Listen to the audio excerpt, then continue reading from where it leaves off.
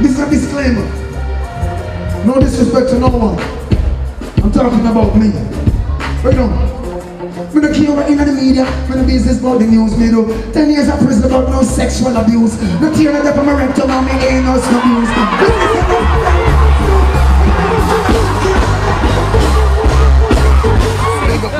Big up great amazement, Butch Bandin and dancing. Take the word and pass.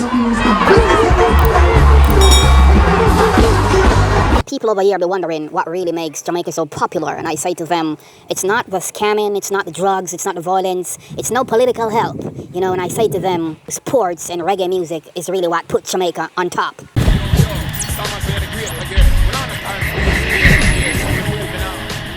Good day, viewers, fans, friends, family, subscribers, wagwan. It's Amaziyah the Great with more news information for you like you've never heard before. Before I get into the core of this phenomenal story, I'm saying a big thank you to all the viewers and subscribers all over the world who never ignore me. Now, pay a close attention to your screen. I'm going to tell you wagwan. Seen?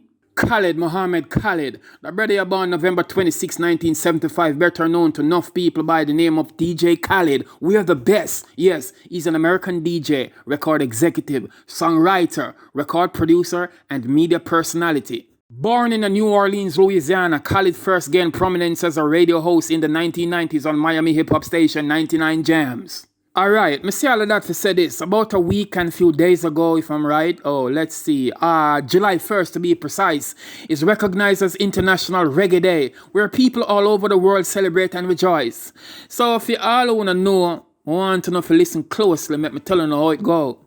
This is a 24-hour celebration for reggae culture and its influence on Jamaican music. The objective is to celebrate the best of Jamaican creativity and its worldwide impact, using the power of music, media, and communication technology to unite nations. So with all of that, when me just say make me take you why, me say kudos goes out to DJ Khaled. From way back, this brother have been doing a lot for Jamaica reggae and dancehall music. Here's a clip with what he did on International Reggae Day, July 1. International Reggae Day. So I'm going to go in my dub box. I'm going to go into the Khaled Classic dub box and fling some tune just to pay homage to the International Reggae Day. Let's go. Looking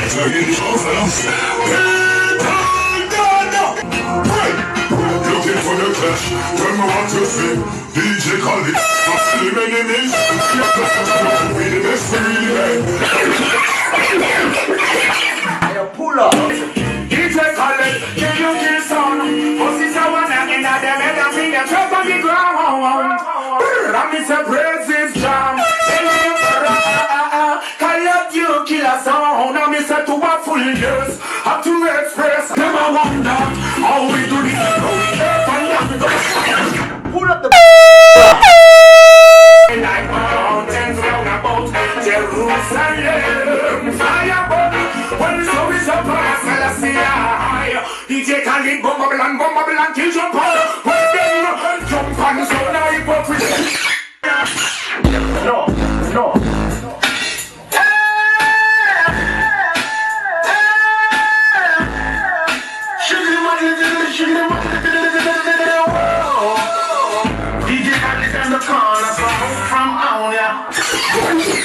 DJ Khaled, I see a passion for Jamaica and how you did a lot for enough artists. And I, Amaziyah the Great, I said enough respect, brother. Yardman thing. Now, make me take some on back to something like nearly 2 decades or so ago where DJ Khaled that deal with the dancehall away. Precisely. When I say more, you say fire, more! DJ Khaled, the Arab attack, the going down, the sound killer.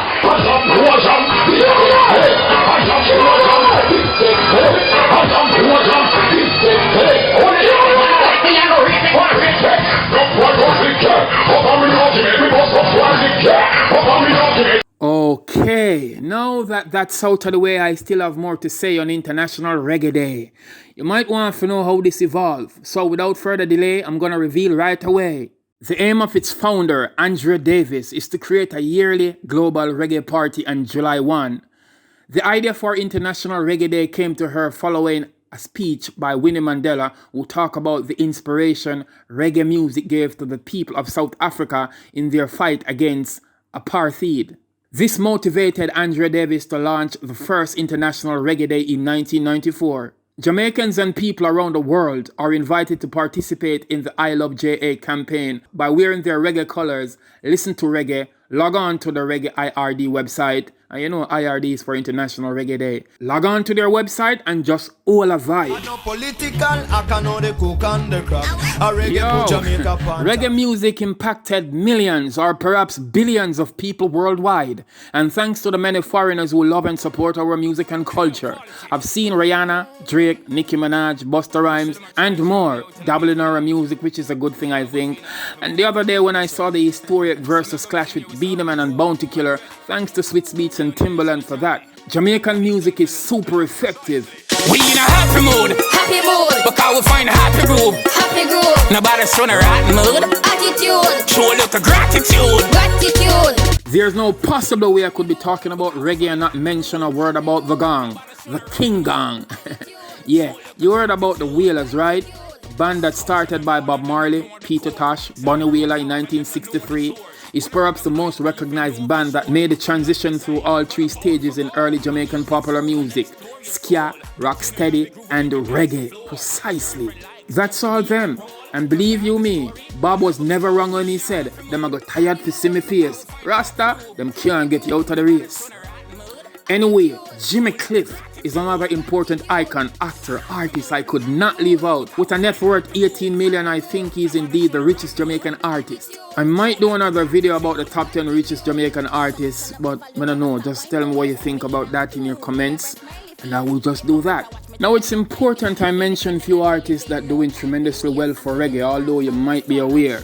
In Jamaica, some people kind of split the thing and say dancehall are the hardcore type of vibe and reggae are the singing type of vibe. But in the world, them call the whole thing reggae.